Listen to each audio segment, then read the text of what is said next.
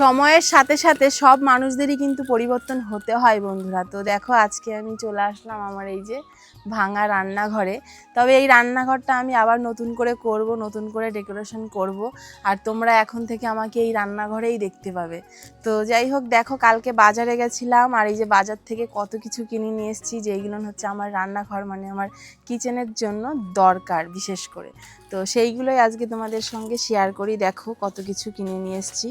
তো ফার্স্টে দেখাই তোমাদেরকে এই যে এই ঝুড়িগুলো কিনে নিয়ে এসেছি। সত্যি আগে যে প্লাস্টিকের ঝুড়িগুলো ব্যবহার করতাম, সেইগুলো না একটুখানি আগুনের তাপ লাগলে মানে পুড়ে যেত, গলে যেত, তারপরে হচ্ছে কিছুদিন পরে বেঁকে যেত। কিন্তু দেখো এটা পুরোপুরি একদম স্টিলের, খুব সুন্দর। তারপরে তোমরা তো জানো যে আমরা জয়েন্ট ফ্যামিলি, আমাদের ফ্যামিলিতে লোক বেশি, আমরা সবাই একসঙ্গে থাকি, তার জন্য একটু ছোটোখাটো জিনিসের মানে খুব হয়ে যায়, সমস্যা হয়ে যায়। তার জন্য এই যে এই বড়ো ঝুড়িটা নিলাম, আর সঙ্গে এই যে ছোটোটাও আছে। দেখো এই যে দেখাই তোমাদেরকে, এই দেখো এই যে এটাও খুব সুন্দর, বেশ মজবুত আছে, হ্যাঁ মানে খুব শক্ত। যাই হোক, দুটো ঝুড়ি খুব সুন্দর, ওটাও ভালো লেগেছে, এটাও ভালো লেগেছে। তারপরে দেখাই যে আর কিছু যে জিনিসের খুবই প্রয়োজন ছিল এখন। এই দেখো এইটা সবজি ছোলার, এটা খুবই দরকার ছিল। এই দেখো এটাও খুব সুন্দর, এটা পুরো একদম স্টিলের, জব্দ আছে, বেশ খুব সহজে ভাঙবে না। তারপরে দেখো এই একটা ছুরি নিয়ে এসেছি, কারণ এই মুহূর্তে ছুরির প্রচুর প্রয়োজন আম ফল টল কাটার জন্য। তারপরে দেখো এইখানে এই যে চামচ নিয়ে এসেছি। চামচ বাচ্চাদের জন্য একদমই থাকে না, বাড়ির বাচ্চারা খেলা করে সবসময়ের জন্য, ঘরে থেকে চামচ নিয়ে গিয়ে বাগানে গিয়ে মাটি দিয়ে খেলবে, ফেলে আসবে ওখানে, আর অনেক চামচ হারিয়েছে ওইভাবে। তার জন্য দেখো ঘরে চামচ কম ছিল বলে এই যে 2 ডজন চামচ নিয়ে এসেছি, একটা কাঁটা চামচ আর একটা এই যে এইগুলো।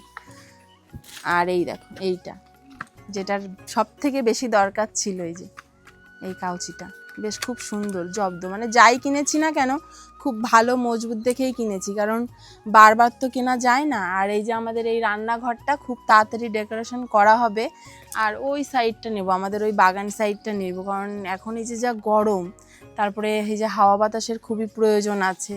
তার জন্যই চেষ্টা করছি যে ওই একটু দূরে গিয়ে মানে রান্নাঘরটা ডেকোরেশন করার জন্য। যাই হোক, ভাঙা স্বপ্ন, মানে আমার যে স্বপ্নটা ছিল সেইটা তো আর হট করে তো আর পূরণ করতে পারলাম না। স্বপ্ন ছিল একটা সুন্দর বাড়ি করব, তারপরে হচ্ছে সুন্দর একটা রান্নাঘর করব, সেই স্বপ্ন তো আর পূরণ হলো না। তবে হ্যাঁ, এবার থেকে আমি আস্তে আস্তে একটু একটু করে চেষ্টা করব আমার ভাঙা স্বপ্নগুলো পূরণ করতে। তাই ফার্স্টে করব একটা সুন্দর একটা রান্নাঘর করব ওই যে ওই বাগানের দিকে, আর তারপরে সব থেকে বড় যে ইচ্ছাটা, একটা ছোট্ট সুন্দর একটা ঠাকুর ঘর করব।